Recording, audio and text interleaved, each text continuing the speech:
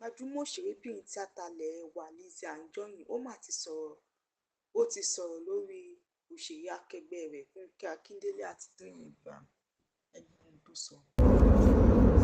Ṣẹ̀pẹ̀tẹ́rì did not go by láìsọ lójú ṣòdo bí ojú kọ̀ǹkọ̀ tán tẹ̀mẹ́rẹ̀.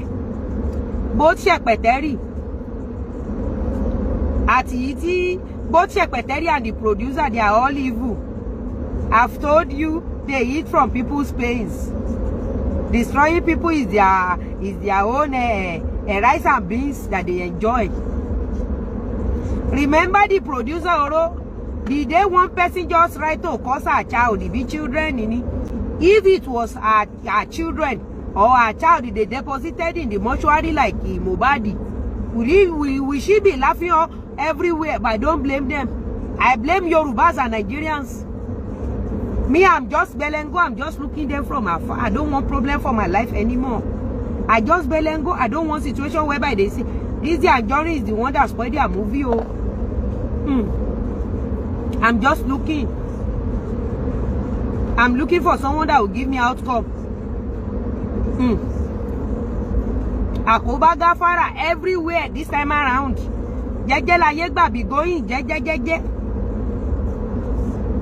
We will never come to Abuja all the way from Lagos to come and be doing case in Abuja. It's a very long thing. Imagine coming all the way from Lagos to come and be answering cases in Abuja.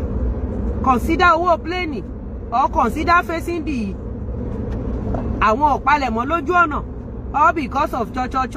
So I'm minding my business this time around, yo. I only come for people that come for me, yo. I don't want any trouble. No trouble, so. Ṣẹ̀pẹ̀tẹ́rì must have missed me so much. I purposely let her rest.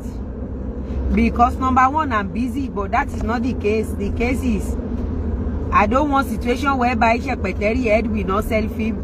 And they will say it's Lizzy Anjorin that did not make Akadara to sell film. So I want her to use Akadara and let's see if Akadara is still functioning. Unfortunately, Akadara has entered grave.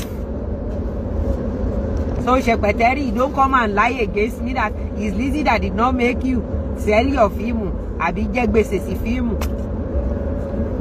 I should do my shirt.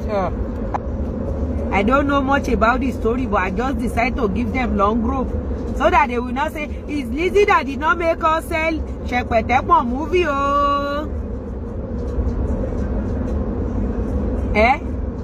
I just look at Belengo. I'm just watching everybody.